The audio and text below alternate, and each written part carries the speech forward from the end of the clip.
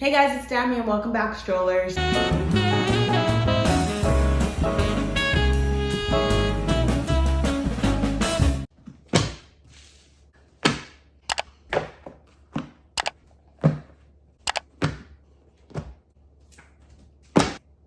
These are all my textbooks.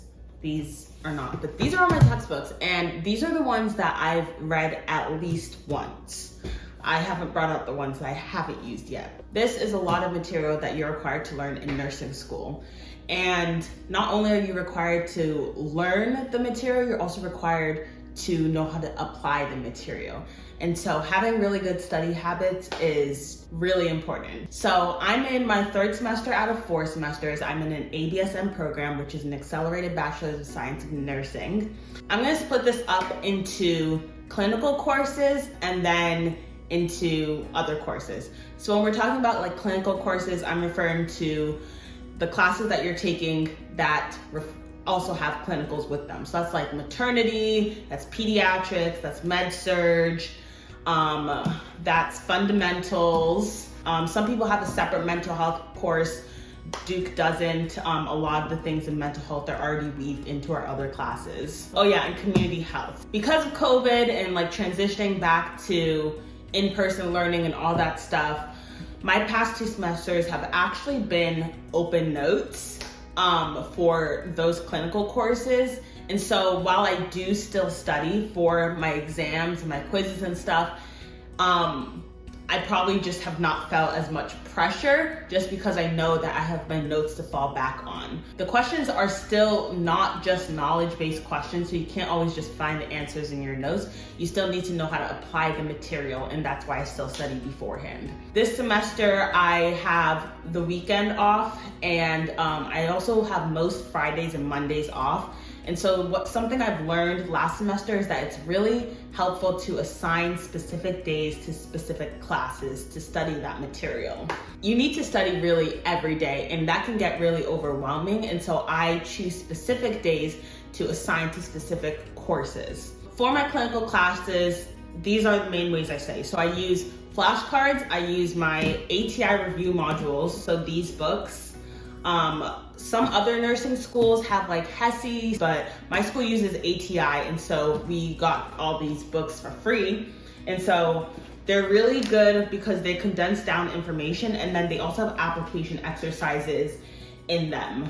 So along with reading these ATI modules, I also do a ton of practice questions online on ATI. So I try to do about 20 to 40 questions a week per class. Again, that's dependent on how much time I have. Sometimes I'll just combine classes and do 20 questions in total for those classes. But doing a ton of practice questions is what helps me feel confident that I kind of know material, because look at how big this book is. There's no way you're knowing all the information in this book at all. But by answering a ton of review questions, you're understanding what are the most tested areas, and you're getting really good at those areas. You're just getting really good at taking tests and answering types of questions so you can reason down what the right answer is. So those are my clinical courses. Flashcards. So I'm a huge fan of Quizlet. Some people use other flashcards. A lot of people like Anki. I know a lot of med students use Anki also. I just wasn't a fan of it. It was stressing me out. I really like Quizlet. I've been using Quizlet probably since I was like in 8th grade. I love their learn feature on Quizlet. It's kind of like Anki, where it shows you a question. If you get it right, then it goes to the next card. If you get it wrong, then that question will come back and appear again, so that flashcards don't stop coming until you've 100% gotten everything in the deck right. So I really like their learn feature, and I also really like how I can customize my own flashcards. I can share flashcards with friends. I can search through flashcards of past nursing students, maybe people who have even taken the class before, and see what they wrote on their flashcards. I'm a big fan of Quizlet, and it's so easy to make a Quizlet. I literally copy and paste things from the slide, and I feel like I've already studied. That takes about 30 minutes, and I feel so accomplished when I do that. Something that's also really helped, and I hope will continue to help this semester when everything is closed notes for the first time, is using my friends to quiz me. So me and my friends will FaceTime randomly, and we'll just ask questions back and forth, or we'll decide on the day to all come to school and study and just throw questions back and forth, and that helps you actively recall. I'm a big fan of active recall, so don't just always look to your notes for the answer, but see if you can recall in your head what the answer is before even looking at your notes. Only look at your notes if you're thinking so hard that your head hurts and you can't come up with anything.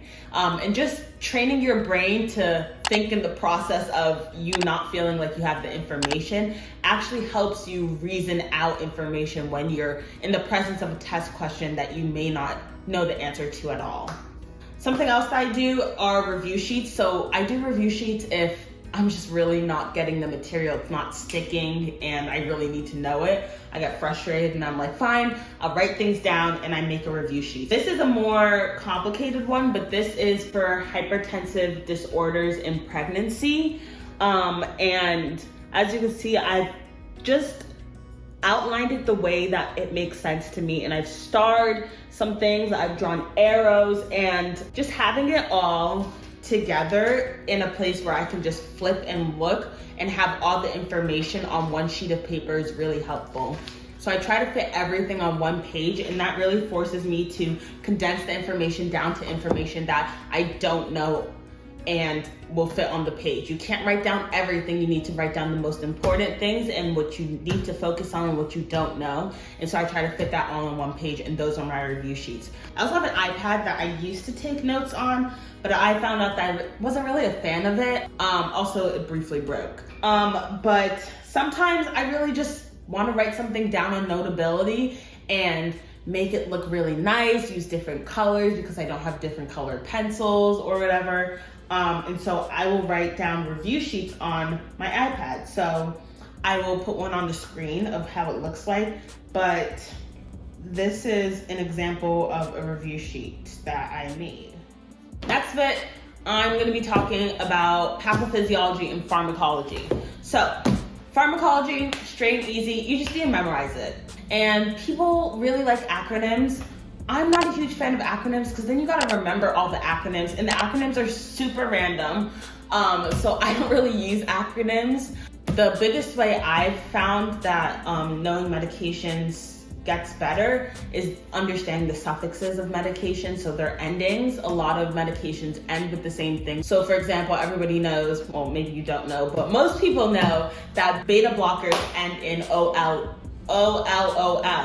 And so if you know all those medications in the same category that end the same way, they usually all have the same side effect, they usually all work the same way, and so you can kind of reason and deduce that way.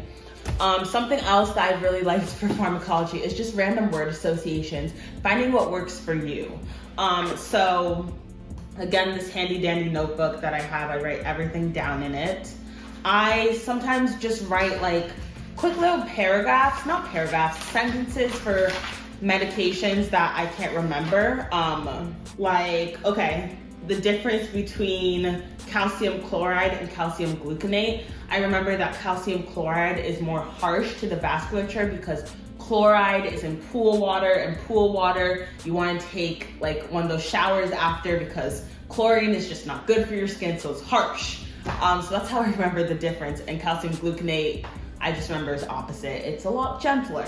I have still so many more medications to learn this semester. Duke does it in the way where I actually really like it. It's not one whole class where you're learning all of pathophysiology and all of pharmacology. They split it up into your 3 semesters, and what you're learning coincides to the patient population that you're working with. Okay, now that we got all that out of the way, last but not least, so I really love pathophysiology personally. I'm a huge science nerd. So the way I memorize pathophys is very much similar to the way I did my bio classes in college. I really think it's important to not stress over the details. Details are very important, but I think with pathophys, it's really more about understanding a general picture first. You have to understand the general picture first and have a good understanding of that, not a memorization, but a good understanding of it, so that when specific questions are asked, you can reason down from the general material that you know, you can reason down specifics. I really like to break down these disease processes in steps. Now we know that nothing in the body happens in steps. Nothing happens back to back to back. Everything is kind of just simultaneously happening. So when I break things down in steps, I do have that understanding that these aren't happening step by step by step. They're happening all simultaneously in the body. And then another understanding that you need to have is that the words always and will always be, ultimatums like that don't exist in the body. We're still learning how things work. And so those ultimatums and questions are usually never correct. Something else I really like to do is I like to word vomit. That's how I write essays also. I just word vomit. And so when I'm studying for pathophysiology, I have what I've learned in the class already. When without studying, I like to get a blank sheet of paper or a whiteboard or type it on my computer and just write down every single thing I know off the top of my head without even studying from that process. Again, with that active recall that I was talking about, just actively recalling, actively trying to remember even though you haven't studied, actually helps you retain information way better. Don't just rewrite your notes looking at your notes already. It's not helpful. You're convincing yourself that you know the material when you don't actually. What's really helpful is writing your notes when you don't have your notes in front of you. If you don't understand, you're going to be memorizing, and there's a lot to already memorize in nursing school. So what you don't need to memorize, I don't suggest memorizing, especially because questions are going to change, and that's going to trip you up if a question changes and you memorized just exactly the perfect situation of how it was supposed to be. So something I really like is if I don't understand what my teacher taught in class, then I use YouTube videos. So Registered Nursing RN, Simply Nursing, they're all on YouTube. I watch their videos. It gives me a better understanding of what I didn't understand the first time, and then I can go into breaking down the details. So I'm hoping that everything that I've said will be really helpful to you guys. I really challenge you to challenge yourself and challenge the way that you study, challenge the way that you do things. Anyways, guys, thanks so much for watching this video. If you haven't yet, be sure to subscribe for more nursing content, and I will be sharing more about how I'm surviving nursing school, tips and tricks, and all of that. So thanks for watching, strollers.